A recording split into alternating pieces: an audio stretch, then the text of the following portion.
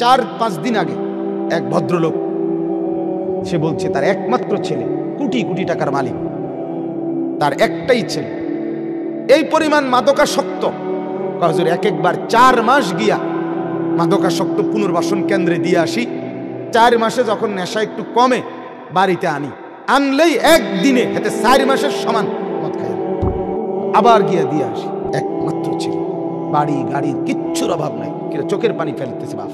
কি পরিমাণ! অর্থাৎ গুনাহ তৃপ্তি দেয় না, সুখ দেয়, আরো আরো চাহিদা বাড়ায়, আরো নেশা বাড়ায়, আরো অতৃপ্তি বাড়িয়ে দেয়। এই জন্য আমরা আমাদের জীবন গঠনে, বাচ্চা বলেন, বুড়া বলেন, মা বলেন, বোন বলেন, নারী বলেন, পুরুষ বলেন, মূল ভিত্তি, মূল অংশ হলো পরকালের বিশ্বাস, পরকালীন অনুভূতি। কি বলেন? না না, ঠিক কইতেন, কইছি না, যেটা কইছি এটা কর। পরকালের অনুভূতি, এটা বলেন, এটা হলো মূল বিষয়। তো ঠেলে এবার আসেন ওই 2 কথা মিলান। মানব দেহের নবীজি বলছে সুস্থতা কলব, অন্তরের সুস্থতার উপরে নির্ভরশীল। ঠিক একজন ইমানদার মুমিনের সুস্থতা, নিরাপত্তা আখিরাতের বিশ্বাসের উপরে নির্ভরশীল। অতএব ইমানদারের মূল কলব, ইমানদারের মূল অংশ হইল হার্ট, হইল পরকাল। আর সেই পরকাল সম্পর্কে সবচেয়ে বেশি আলোচনা, বিস্তারিত এবং অত্যন্ত আকর্ষণীয় এবং অত্যন্ত ভীতিকর ভাবে আল্লাহ তাআলা সূরা ইয়াসিনের মধ্যে পরকালের বিশ্বাস, পরকালের চিত্র, হাসরের ময়দানের দৃশ্য আল্লাহ তাআলা খুব অত্যন্ত আবেগীভাবে উল্লেখ করছেন এই সূরা ইয়াসিনের মধ্যে।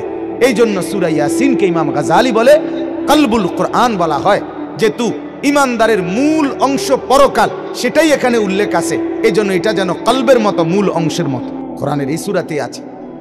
আজকে মনে করেন বাপ, একটু ভাবেন তো 1 মিনিট, যে আপনারা এখানে বসছেন সুন্দরভাবে, সবাই স্বাভাবিকভাবেই তাই সে বসছিলেন। এখন আমি এখান থেকে একজনকে বললাম, এই তুই গাঁজা খোর, তুই এত উঠ, এই তারা লাগতে বাইর কর, তো তারে সবাই টাইম না বাইর করে দিল, তার অবস্থানটা কি হবে? সে কি পরিমাণ বেইজ্জতি হবে, হবে কি না বলেন না? আমি যদি একটাকে বলি যে তুই মেয়ের পিছনে ঘুরিস, উলঙ্গ ছবি দেখোস, যা নাফরমান, বেরো, কেমন হবে তখন? লজ্জা। এখান থেকে যদি উঠে দেয় কেমন শরম হবে? ঠিক এই সূরাতে আছে, হাসরের ময়দানে কোটি কোটি মানুষ যখন দাঁড়াবে, তো আল্লাহ তাআলা ডাক দিয়ে বলবে, ওয়ামতাজুল ইয়াউমা আইয়ুহাল মুজরিমুন, নাফরমান বাইর হও, ওয়ামতাজুল ইয়াউমা, ওই পাপীরা, নাফরমানরা বের হতো না। আল্লাহ ফেরেশতাদেরকে বলবে, ফেরেশতারা ওদেরকে ঘাট ধরে লাথি দিয়ে বের করে দিবে। ফেরেশতারা বলবে, আল্লাহ কেডা কেডা নাফরমান চিনবো কিভাবে? আল্লাহ বলে দিবে, ইউরাফুল মুজরিমুনা বিসীমাহুম, চেহারার মধ্যে আমি আল্লাহ নাফরমানির চিহ্ন ভাষায় দেব।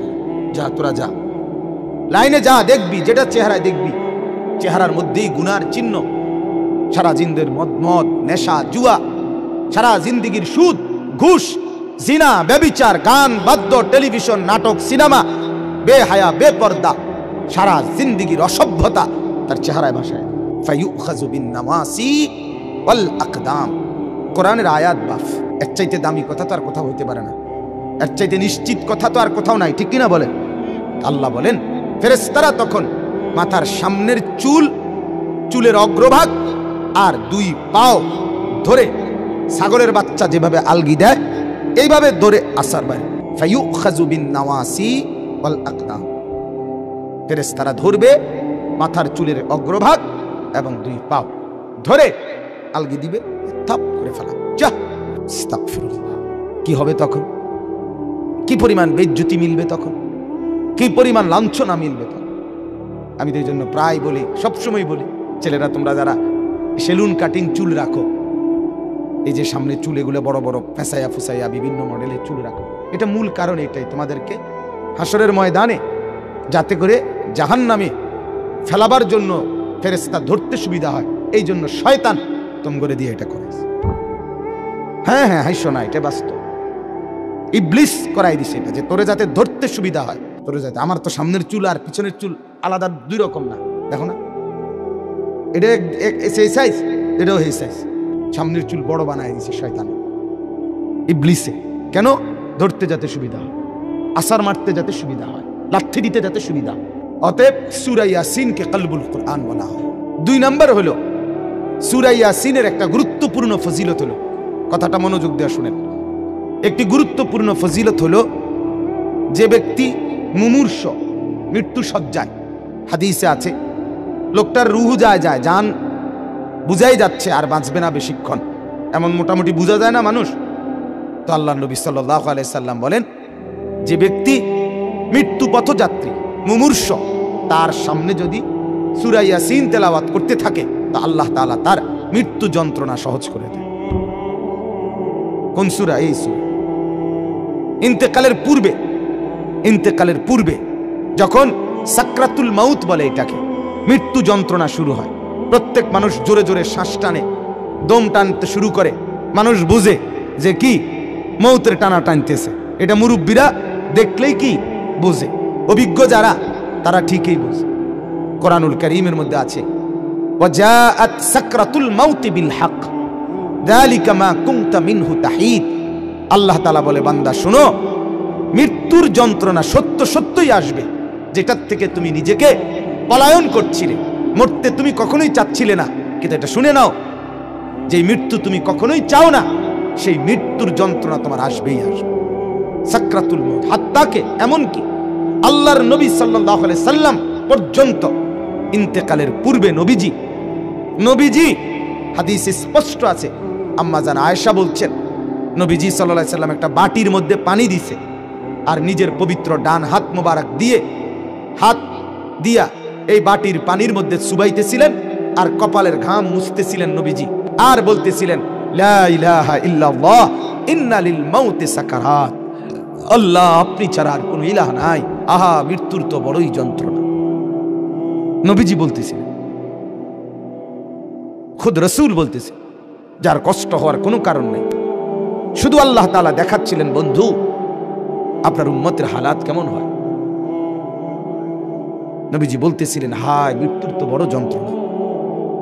হযরত ফাতেমা রাদিয়াল্লাহু তাআলা আনহা, ওই হাদিসে আছে, ফাতেমা রাদিয়াল্লাহু তাআলা আনহা তখন কাঁদতেছিলেন, নবীজির মেয়ে, আর কাঁদতে কাঁদতে বলতেছিলেন, ওয়া কারাবাহ ইয়া আবাতা, আরবীয় আফসোসের বাক্য, হায় আমার আব্বা, না জানি আপনার কি কষ্ট হচ্ছে। আল্লাহ নবীর সাথে সাথে বলছে, লা ইয়া ফাতেমা, না না ফাতেমা, কষ্ট হচ্ছে না, লাইসা আলা আবিকাল কারব বাদা হাদাল ইয়াউমি আবাদা। সুবহানাল্লাহ। বললেন নবী, ফাতেমা শোনো, আজকে তোমার বাবার জিন্দেগীর কষ্ট সমাপ্ত হচ্ছে, আজকের পরে আর তোমার বাবার কোনো কষ্ট থাকবে না। 23 বছর আমি দিবা নিশি মেহনত করছি, কষ্ট করছি, কাঁদছি, চোখের পানি ফেলছি, পাথরের আঘাত সয়েছি, পেটে পাথর বেঁধেছি ক্ষুধার কষ্টে, দান শহীদ করেছি, সারা দেহ রক্তাক্ত হয়েছে, আমার অনেক কষ্ট হয়েছে, ঠিক মতো ঘুমাই নাই, ঠিক মতো খানা খাই নাই, ঠিক মতো রাত্রিতে বিশ্রাম করি নাই, বিবিরে সময় দেই নাই, পরিবারকে সময় দেই নাই, কাউকে ঠিক মতো সময় দিতে পারি নাই, কিছুই করতে পারি নাই দুনিয়ায়, বিশ্রাম, সুখ, আনন্দ, উপভোগ শুধু মেহনতই করে গেছি, দিয়েই গেছি দাওয়াত, বলেই গেছি দুয়ারে দুয়ারে, দাঁড়ে দাঁড়ে, বারবার বারবার বারবার বারবার। নবীজি সাল্লাল্লাহু আলাইহি সাল্লাম কিতাবের মধ্যে আছে, আরবি কিতাবে তারিখে ইবনে খাল্লিকান, 4000 বার, 4000 বার শুধু আবু জেহেলকে কালেমার দাওয়াত দিয়েছে।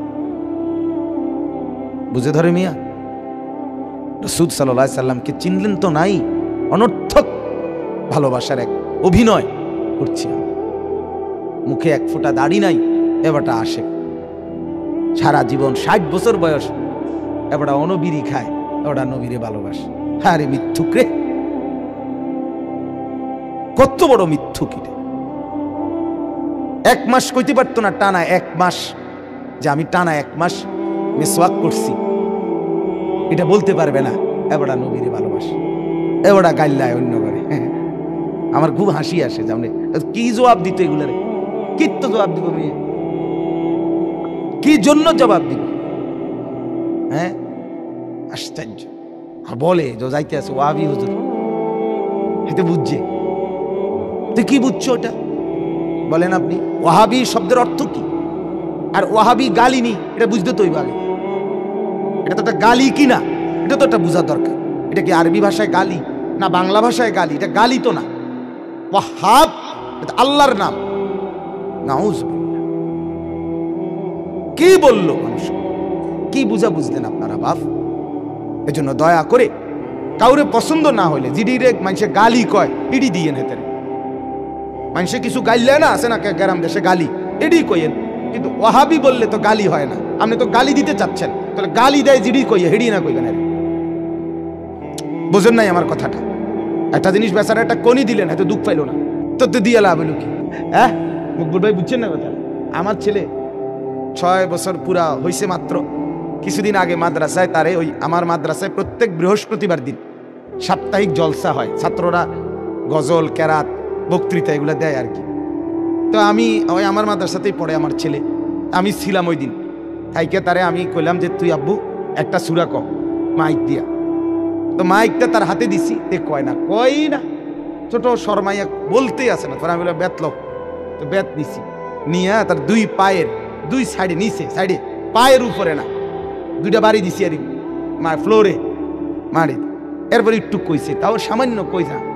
তো বাসাতে আসছে আর রাত্রে আমার আসছে আরই আমি আমার কাছে আব্বু লাগছে না, মানে হেতের হিসাব হলে যে আমার বাড়ি দিছিলেন এগুলো কি হয়েছে না, লাগছে না। আসলে তো আমি বাড়িয়ে দেই নাই, আমি তো হেতের বুঝে হলে যে আমি তো একটা দারুণ বাচ্চা বাচ্চা গেলাম। তো তুমি গালিয়ে দিলা, এটা গালিয়ে হইল না, কি লাভ হইলো? ভালো জিঙ্গাইয়া গালি দাও। মানুষে যেটি কয় এটি গালি দাও। গ্রামের অসভ্য মানুষ যে সমস্ত গালি দেয় এগুলো দাও। একজন আলেমকে দেও গালি, আর হাসরের ময়দানের ভয়ও করো। একজন আলেমকে বলো, গালিও দাও, সাথে সাথে পরকালের হিসাব কি হবে সেটার জন্য রেডি থাকো। ও চিরেই কবর, ঠিক কিনা বলেন না কেন? মৃত্যু তো খুব দ্রুত, আজ না হয় কাল, এবছর না হয় সে বছর, মরতে তো হবেই। আখিরাতে তো যেতেই হবে, কোনো সন্দেহ নেই। এজন্য বলতেছিলাম, আল্লাহর নবী সাল্লাল্লাহু আলাইহি ওয়াসাল্লাম বললেন যে আজকের পর থেকে তোমার বাবার আর কষ্ট থাকবে না। আমার বলার উদ্দেশ্য হলো সাকরাতুল মাউত, মৃত্যুর যন্ত্রণা। প্রত্যেককে মৃত্যুর পূর্ব মুহূর্তে মৃত্যুর যন্ত্রণা সইতে হয়। ভীষণ যন্ত্রণা, ভীষণ ভীষণ। কিন্তু ঈমানদার সেই যন্ত্রণার মধ্যেই মজা পায়, মৃত্যুর সেই যন্ত্রণার মধ্যেই আনন্দ পায়। ঝাল তো খুব হয়েছে, কিন্তু স্বাদও তো লাগতেছে, ঠিক কিনা বলেন? শীতকালীন তরকারি তো ঝাল হয়েছে, বাকি শীতের ঠান্ডার মধ্যে শীত ঝাল তরকারি খাইতে মজাও তো পাচ্ছে। ঠিক এরকম মৃত্যুর যন্ত্রণা হইতেছে ঠিক, কিন্তু এই যন্ত্রণা মনে যেন ছিঁড়ে ভিড়ে যাচ্ছে। কিন্তু ঈমানদারের দিল খুশি, কিছুক্ষণের মধ্যেই আমি আমার মাওলার জান্নাত দেখতে পাবো। এটা তখন তাকে সব কষ্ট ভুলায় দেয়, সব কষ্ট ভুলায়। এজন্য হাদিসে আছে নবীজির মৃত্যুর যন্ত্রণা তো হচ্ছে মৃত্যুর সময়। আল্লাহর নবী জবানে কি বলতেছিলেন? আল্লাহুম্মা রাফিকাল আলা, আল্লাহ আমি পরম বন্ধু, শ্রেষ্ঠ বন্ধু, আপনি মাওলার সান্নিধ্যেই যেতে চাই। তার মানে জানো আল্লাহ তাআলা বুঝাইছেন বন্ধু মরবেনও না, আমাকে আর পাবেন কেন? মরতে তো হবেই, আসতে তো হবেই আমার কাছে। একটা মজার উদাহরণ শুনেন, আমরা কিতাবে পড়ছি ইব্রাহিম আলাইহিস সালাম, ওনাকে মালাকুল মউত আজরাইল ওনার জান কবজ করার জন্য আসছে। তা আসার পরে আজরাইল বলছে, হে আল্লাহর নবী ইব্রাহিম, আমি আসছি আপনার জান কবজ করতে, আপনি যাবেন? ইব্রাহিম আলাইহিস সালাম তখন মালাকুল মউত আজরাইলকে বলছে, আজরাইল কি বললা এটা? আচ্ছা তুমি আল্লাহকে একটা কথা জিজ্ঞেস করো, গিয়া যাও, একটা প্রশ্ন আমার। বলছে কি বলেন? তখন ইব্রাহিম আলাইহিস সালাম বলছে আল্লাহকে তুমি গিয়া বলো, আয়াকবিজুল খলিলু রূহা খলিলিহি, কয় বন্ধু আরেক বন্ধুর কি জান কবজ করে? বন্ধু কি বন্ধুরে মাইরা ফেলে? কসাইডে কইতে কম, মানে আমি না আল্লাহর বন্ধু, তা বন্ধু কেমনে বন্ধুর মাইরা লায়? এটা কেমন কথা? আজরাইল গেছেন, আল্লাহ তাআলাকে শুনাইছেন, আল্লাহ তো শুনছেই, তো আল্লাহকে বলছে রব্বুল আলামিন, ইব্রাহিম তো এটা বলছে, কি বলতাম? তো আল্লাহ তাআলা ফেরত আরেকটা কথা বলছে যে আজরাইল তুমি গিয়ে এটা বলো ইব্রাহিমকে। এবার দেখো কি কয়। আজরাইল আসছে, আয়েশা বলতেছে আল্লাহ বলছে আপনাকে জবাবে, আয়াকরাহুল খলিলু লিকা খলিলিহি, বন্ধু কি বন্ধুর সাক্ষাৎ পেতে চায় না? বন্ধু কি বন্ধুর মোলাকাত পছন্দ করছে না? বন্ধুর সাক্ষাতে যাবেন না? ইব্রাহিম আলাইহিস সালাম সাথে সাথে বুঝে ফেলছে, হায় এটা তো আসলে মৃত্যু না, এটা তো আমারে মেরে ফেলা না, এটা তো আমার রূহ কবজ না, বরং আমাকে তো আমার মাওলার সাথে মিলায়া দেওয়া। তখন সাথে সাথে উনি বলছে, ইকবিদ রূহি আল আন ইয়া মালাকাল মউত, হে আজরাইল মালাকুল মউত, এখন আমার রূহ কবজ করো, আমি বন্ধুর কাছেই যেতে চাই। তাহলে সাকরাতুল মউত, মৃত্যুর যন্ত্রণা সহজ হয়, লাঘব হয়, আসানি হয় যদি কোনো মৃত্যু পথযাত্রী মুমূর্ষ ব্যক্তির সামনে সূরা ইয়াসিন তেলাওয়াত করা।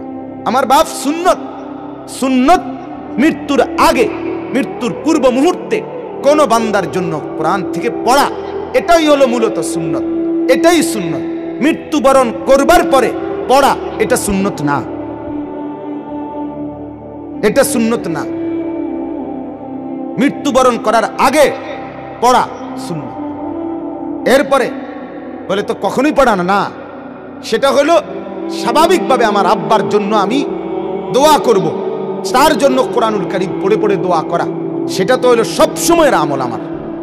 কিন্তু এটাকে একটা রসম বানায় নেওয়া, নির্দিষ্ট নিয়ম বানায় নেওয়া, মরছেন তো এইবার 10 জন দিয়ে এবার নির্ধারিত পদ্ধতিতে নির্দিষ্ট এই সময়ের ভিতরেই পড়াইতেই হবে, দোয়া পড়াইতেই হবে, খতম পড়াইতেই হবে, এর মাধ্যমে তাকে কবরবাসীর বা মৃত ব্যক্তিটার উপকার পৌঁছাইতেই হবে। এখন এভাবেই, এটাই নিয়ম, এটাই সিস্টেম, এটা সুন্নত না। এটা কি না বলেন না? সুন্নত না, সুন্নত নয়। আপনি বলবেন, আপনারা বলবেন এই জন্য এগারো ওয়াহাবি কয়, এই শেষ পর্যন্ত কথা শুনবেন, এটা কয় দেখবা যেই কোনো কিছুতে এরা উল্টাটা কয়। আসলে উল্টাটা চলতে চলতে এখন বারোটা উল্টা হয়ে গেছে, ভাওটা হয়ে গেছে উল্টা, সুন্নতটা হয়ে গেছে অপরিচিত, বেদাতটা হয়ে গেছে পরিচিত, পরিচিত। এখন মুসলমানের ঘরে একটা দস্তরখানের কথা জিজ্ঞেস করিলে এবার লুঙ্গি আনে,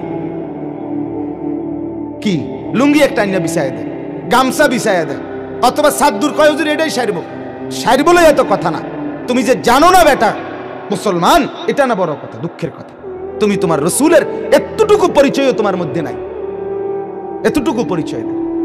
ঘরের 6 জন মানুষ, একটা মেসওয়াক নাই কারো, তুমি রসুল থেকে কতটা দূরে। এজন্য বাপ সুন্নতের মধ্যেই বরকত, সুন্নতের মধ্যেই বরকত। একটি যেই কোনো, এটা যৌক্তিক নিয়ম হলো, যেই কোনো অঞ্চলে, যেই কোনো মানুষ, যে কোনো ঘরে পরিবারে যদি দীর্ঘদিন দিন চর্চা না থাকে, তখন সেখানে ধীরে ধীরে সামাজিক কুসংস্কার, কুপ্রথা, বিদআত সেটা এসে গেড়ে বসে। তখন নতুন করে কেউ যদি সুন্নত কিংবা হেদায়েত বলে তো সেটাকেই তখন কঠিন মনে হয়, কিন্তু কিছুদিন পরে দেখা যায় সুন্নতটাই শেষ পর্যন্ত বিজয়ী হয়, দিন বিজয়ী, ইসলামী বিজয়ী হয়। কোন বিদআত, কোন খুরাফাত, কোন কুসংস্কার স্থায়ীভাবে টিকে থাকে না, এটা এলোমেলো হয়ে যায়, রদবদল হয়ে যায়, বিচ্ছিন্ন হয়ে যায়। মানুষ ধীরে ধীরে সুন্নতের ব্যাপক প্রচার হলে বিদআত আস্তে আস্তে কমে যায়, ছুটে যায়। আল্লাহ তাআলা আমাদেরকে সুন্নতের মহব্বত করার তৌফিক দান করেন। তাইলে আমি 2টা ফজিলত বললাম, এবার আরেকটা ফজিলত। রাসূলুল্লাহ সাল্লাল্লাহু আলাইহি সাল্লাম বলেন, যে ব্যক্তি সকালবেলা সূরা ইয়াসিন তেলাওয়াত করবে সন্ধ্যা পর্যন্ত সে বিপদ আপদ থেকে নিরাপদ থাকবে। সন্ধ্যায় পড়বে, সকাল পর্যন্ত বিপদ আপদ থেকে নিরাপদ থাকবে। তাইলে সূরা ইয়াসিন অনেক ফজিলত, মৃত্যু পথযাত্রীর মৃত্যু যন্ত্রণা সহজ হয়।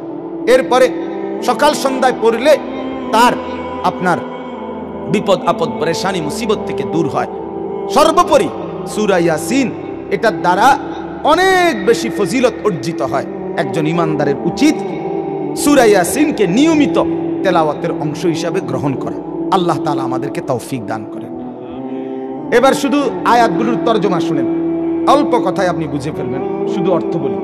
বিসমিল্লাহির রহমানির রহিম, ইয়াসিন এলো প্রথম আয়াত, সূরার নাম যেটা প্রথম আয়াত সেটা। এটা 3টা অর্থ। এক, এটার প্রকৃত অর্থ জানে শুধুই আল্লাহ, আল্লাহ সেটা মাখলুকের কাউকে বলে নাই। কেন বলে নাই? মক্কার কাফেররা মাঝে মধ্যে বলতো, অধিকাংশই বলতো যে মুহাম্মদের বানানো এই কোরআন। নাউজুবিল্লাহ। আল্লাহ তাআলা বহুভাবে এই কথাটার জবাব দিছে কোরআনে, এর মধ্যে এটা একটা। যে 29টা সূরার শুরুতে আল্লাহ তাআলা কাটা কাটা কিছু অক্ষর আলিফ লাম মিম, আলিফ লাম রা, হা মিম, তাহা, ইয়াসিন, এরকম আলগা আলগা অক্ষর বলে আল্লাহ তাআলা বলছে দেখো যেহেতু এগুলো মুহাম্মদের বানানো বলতেছ, তাহলে একজনের বানাইলে আরেকজনে ওইটার থেকে দেখে ব্যাখ্যা করতে পারে। তো তোমরা এবার এই অক্ষরগুলোর দ্বারা কি বুঝাইতে চাইছি এটা কও, ভাঙ্গা কও।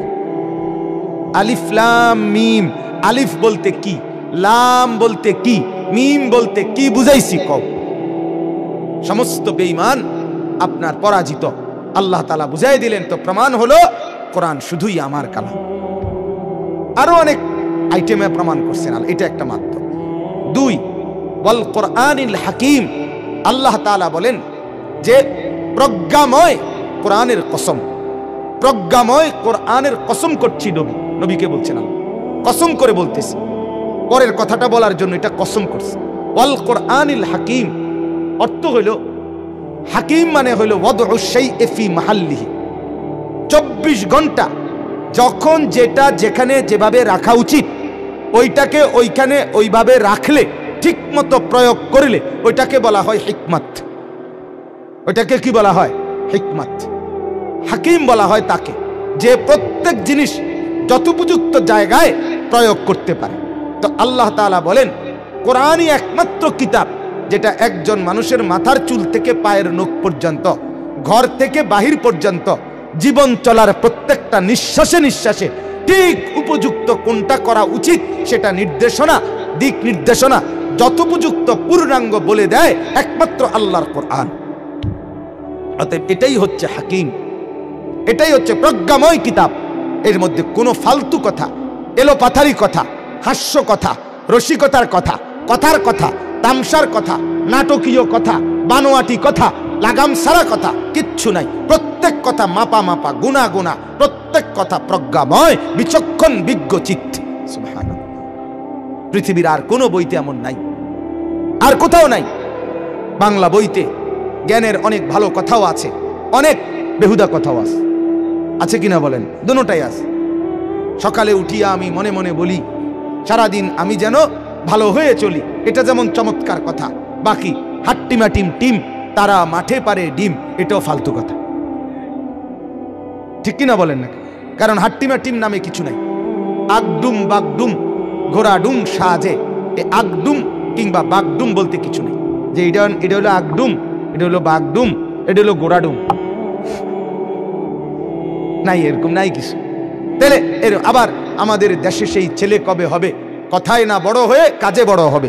চমৎকার কথা, সুন্দর কথা। তাইলে দুটোটা মিশ্রিত কথা, অনেক হাসির কথা, রসিকতার কথা, লেবুর পাতা, করম চা, যা বৃষ্টি ধরে যা, হ্যাঁ,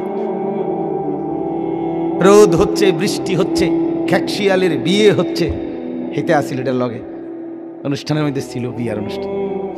তাইলে আপনার এই যে কথা, বানোয়াটি কথা বলছি আর কি, কথার কথা। আল্লাহ বলেন না, ওয়াল কোরআনিল হাকিম, কোরআনের প্রতিটা অক্ষর মাপা মাপা। সুবহানাল্লাহ। লম্বা সময় দরকার হয়তো বুঝাইতাম। একটা কোরআনের আয়াত আছে, আলাইহা 19 কোরআনের মধ্যে একটা অক্ষর আছে। এই পুরা কোরআন 19 এই সাংকেতিক চিহ্ন দিয়ে একবার মাপা মাপা, দৈর্ঘ্য প্রস্থের মতো একদম একটা অক্ষর পরিকল্পনার চাইতে বেশতিও নাই, কমতিও নাই। একটা আলোচনা, একটা বক্তব্য, একটা কথা বোঝানোর ক্ষেত্রে রব্বুল আলামিন মাইপা মাইপা, গুইনা গুইনা, হিসাব করে করে আল্লাহ তাআলা কোরআনকে সাজিয়েছে। আরে দোস্ত, কোরআন যে পড়েন নাই পৃথিবীর কিছুই শিখেন। ওই ছেলে, তোমরা যারা পড়ছো কিছু পড়ে নাই, যেগুলো বাদে দাও মিয়া। তোমরা যারা পড়ছো ভাইয়া, আল্লাহর কোরআন যে পড়ে দেখো নাই, একটু ছুঁয়ে দেখো নাই, একটু তর্জমাও পড়ো নাই, কিছুই পড়ো নাই, কি পড়লাম? পদার্থ, জীববিজ্ঞান, রসায়ন বিজ্ঞান, উচ্চতর গুণে, এগুলোর মধ্যে তেমন উল্লেখযোগ্য কিছু নাই। জীবন চলার কিছু তথ্য, তাও বানোয়াটি কথা, ভুল কথা অনেক, ভুল কথা অনেক। কোরআনে স্পষ্ট বক্তব্য ছিল। বারবার আল্লাহ বলছেন, আমি মানুষকে বানাইছি, আদম থেকে বানাইছি, হাওয়া থেকে বানাইছি, বীর্যের ফোঁটা থেকে বানাইছি, মাটির থেকে বানাইছি। সব বিস্তারিত বলার পরেও গবেষক, বিজ্ঞানী, দার্শনিক গেছে জঙ্গলে বান্দররে জিজ্ঞাসা করতে। বান্দরকে জিজ্ঞেস করছে গিয়া, বান্দরকে ডাইকে বলছে, ভাই আমার চিনচিনি সানসাই, সিঞ্চিত লাগে, আপনি তো আমগুলো লগের আছিলেন। আরে আপনার এদের দেখতে পুরা আমরার মতোই মনে হয়। আপনি হেনে গেলেন কেন? এরপরে সে বলছে ভাই যাক গেছি যদিও ভুলে, কিন্তু আমি অনেক অনেক গিয়ে কমু আমি আমনগর লগের, এই জন্য এলাকাতে এসে গেছে আমি মূলত বান্দর।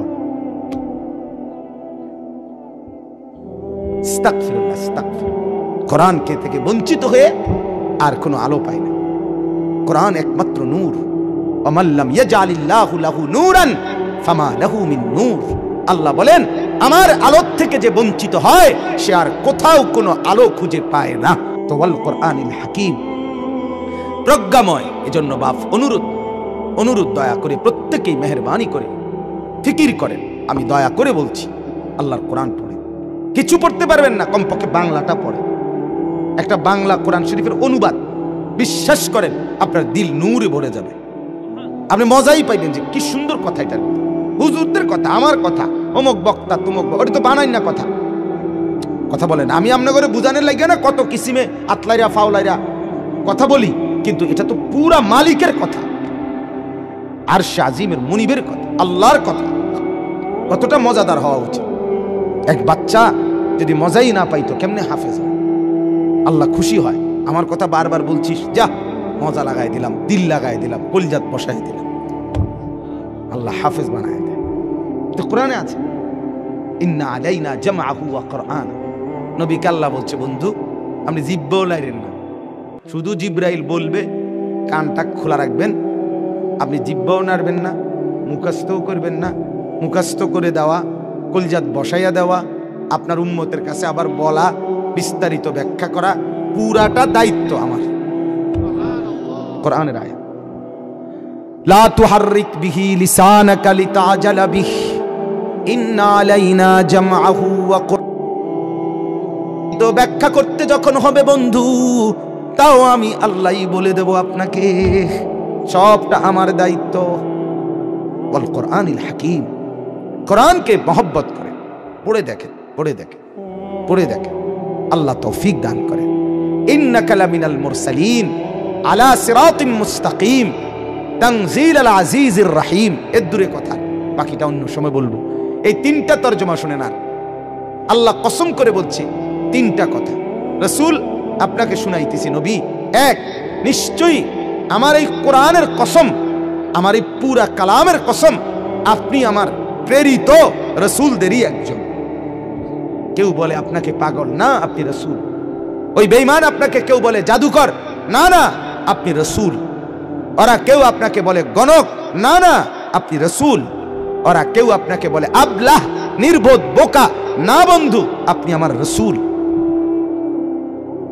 শায়ের, মজনুন, কাহেন, আবলা, আহমক, যে চাই বলে বন্ধু পরোয়া করবেন না। আমি কসম করে বলতেছি, আমার পুরা কালামের কসম, আপনি আমার রাসূল। আপনি আমার, আপনার সব আমি দেব। আপনার হাসি, আপনার কান্না, আপনার হাঁটা, আপনার চলা, আপনার উঠা, আপনার বসা, আপনার আচার, আপনার ব্যবহার, আপনার লেনদেন সব আমি গুছাইয়া দিছি, সাজাইয়া দিছি। আপনি হাসলে সবচেয়ে সুন্দর, আপনি কাঁদলে সবচেয়ে সুন্দর, আপনি হাঁটলে সবচেয়ে সুন্দর, আপনি বসলে সবচেয়ে সুন্দর। হাসিতেও সেরা, কান্নায়ও সেরা, হাঁটলেও সেরা, বসলেও সেরা, খাইলেও সেরা, ঘুমাইলেও সেরা। এমন যিনি, তিনি মুহাম্মাদুর রাসূলুল্লাহ সাল্লাল্লাহু আলাইহি ওয়াসাল্লাম। ছাড়লেন কাকে, ধরলেন কাকে? টেলিভিশনে ধরছে। ছেলেরা তোমরা এই সেলুনের নাফিতের থেকে চয়েস করে আনছো, হায় হায় বোকা ছেলে, এত নিচে নাইমা গেলা কেন? রুচিতে নাফিত থেকে কি লেগে ডিজাইন আনছো বুয়েটের কোন প্রফেসরের থেকে আনতা তত ভালো আছে। বুঝলেন না? বুয়েটের যদি একজন বড় কোনো প্রফেসর, বড় ইঞ্জিনিয়ার থেকে যদি একটা ডিজাইন আনতে, যে আমি আমার একটা মাথার মধ্যে একটা নকশা বানাইয়া দেন, তাহলেও তো কইতাম যাক বেচারা একটা রুচি আছে যে বুয়েটে গেছে।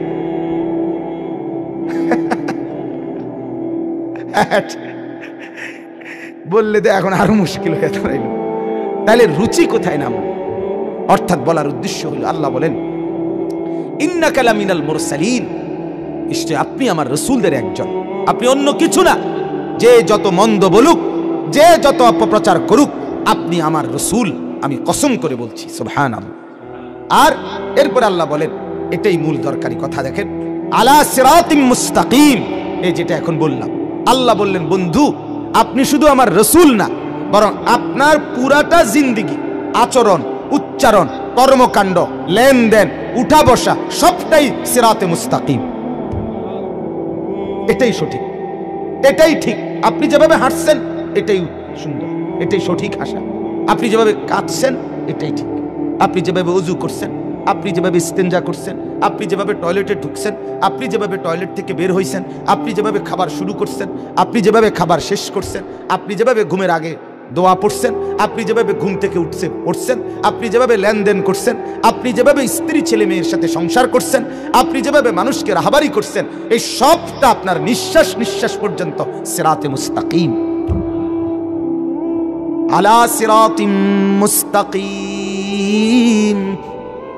রব্বুল আলামিন যেন বলে, বান্দা, এই বান্দা তুমি না সকাল থেকে রাত পর্যন্ত বারবার ফজর, জোহর, আসর, মাগরিব, এশা, ফরজ, ওয়াজিব, সুন্নত, নফল, তাহাজ্জুদ, আওয়াবিন, প্রত্যেক নামাজের প্রত্যেক রাকাতে রাকাতে তুমি তো বান্দা আমার কাছে একটা জিনিস চেয়েছিলে, ইহদিনাস সিরাতাল মুস্তাকিম।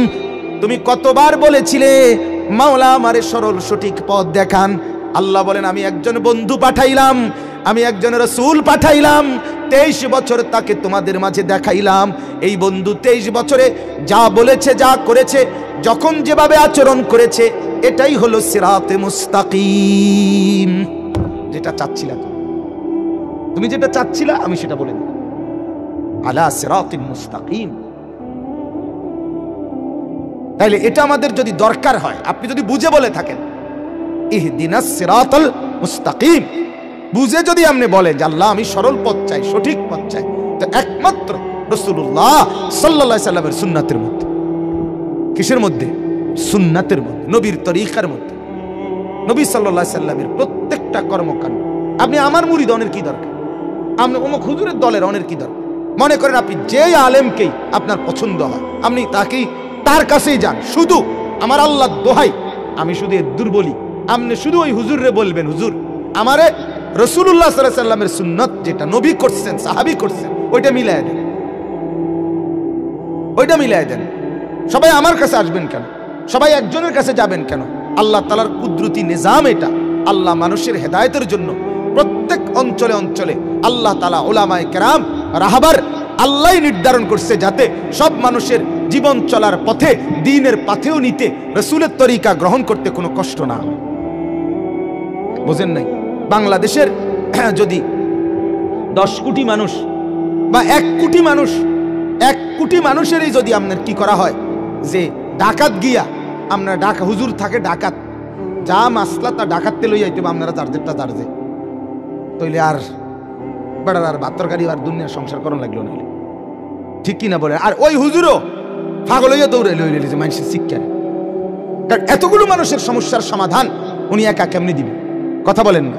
আল্লাহ তাআলা বলেন আমি ব্যবস্থা করছি, ওয়ালাকাদ বাআসনা ফি কুল্লি উম্মাতির রাসূলা। এটা যেমন ওয়া ইম মিন উম্মাতিন ইল্লা খালা ফিহা নাযীর, প্রত্যেক জাতির পেছনে আমি আল্লাহ তাআলা ভয় প্রদর্শনকারী পৌঁছিয়েছি, পাঠিয়েছি। সুবহানাল্লাহ। এমনকি শুধু এটা না, কোরআনে আল্লাহ বলছেন প্রত্যেক ব্যক্তিকে আল্লাহ হাসরের ময়দানে বলবে, বান্দা বলো দুইটা জিনিস কি আমি তোমাকে দিছি কিনা বলো। এক, আওয়ালাম নুআম্মিরকুম মা ইয়াতাযাক্কারু ফীহি মান তাযাক্কারা, এই পরিমাণ হায়াত দিছি, যেই পরিমাণ হায়াত পেলে উপদেশ গ্রহণ করা যায়, আমল করা যায়, ওদ্দুর সুযোগ দিছি কিনা বলো। কথা বলেন না? দিছি কিনা বলো। এইলো এক। 2 নাম্বার হলো ওয়া জাআকুমুন নাযীর, তোমার কাছে বুঝাইয়া দেওয়ার জন্য আলেম, ইমাম, ওয়াইজ, বক্তা, আউলিয়া, বুজুর্গ, পীর, মাশায়েখ, খতিব পাঠাইছিলাম কিনা কাউরে? তুমি কও। কথা বলেন। আপনি কি বলবেন? না আমি হুজুরের 14 গোষ্ঠী কোনোদিন দেখছি না, বলতে পারবেন এটা আপনারা? কথা বলেন না কেন? এই জন্য আলা সিরাতিম মুস্তাকিম। আল্লাহ তাআলা বলে বন্ধু আপনার পুরা জিন্দেগি সিরাতে মুস্তাকিম, কোনো চিন্তার দরকার নাই বান্দা। আল্লাহ বলে দিছে বন্ধুকে অনুসরণ করো, তার সবকিছু ঠিক, তার সব ঠিক, তার নিঃশ্বাসটা পর্যন্ত এটাই সঠিক। এভাবেই নিঃশ্বাস ফেলতে আমি চাচ্ছি। এই জন্য নবীজি পানি পান করতেন তো 3 নিঃশ্বাসে পানি পান করতেন। 3 ঢোকে আর কি, মানে 3 বার নিঃশ্বাস ফেলতেন বাহিরে, এরপরে পানি পান করতেন 3 বারে। তাহলে কেন? বুঝা গেল আল্লাহ বলে দিছে বন্ধু নিঃশ্বাসটা পর্যন্ত কিভাবে ফেলবেন আমি ঠিক করে দিলাম। তানজিল আল আজিজুর রহিম। আল্লাহ তাআলা বলেন বন্ধু যেই কিতাব থেকে আপনি সরল পথ দেখাচ্ছেন, যেই কিতাবের প্রচার করছেন, যেই কোরআন আপনি পড়ছেন, এটা আমি আবারও বলে দিলাম, আপনাকে জানিয়ে দিলাম, কসম করে বলছি আপনি যেমন সঠিক পথে, আর আপনার উপরে নাজিলকৃত যেই কিতাব এটা সরাসরি মহাপরাক্রমশালী মহাপ্রজ্ঞাময় আমি আল্লাহ আমার পক্ষ থেকে। অতএব আপনি মানুষগুলোকে বলেন নিশ্চিন্তে মেনে নিতে যে কোরআন এটা আমার মালিকের কথা, আর আমার জিন্দেগি আল্লাহ বলছে সিরাতে মুস্তাকিম। অতএব কোরআন গ্রহণ করো, রসুলের সুন্নত গ্রহণ করো, তোমার সফলতা, কামিয়াবি, আখিরাতের মুক্তি নিশ্চিত।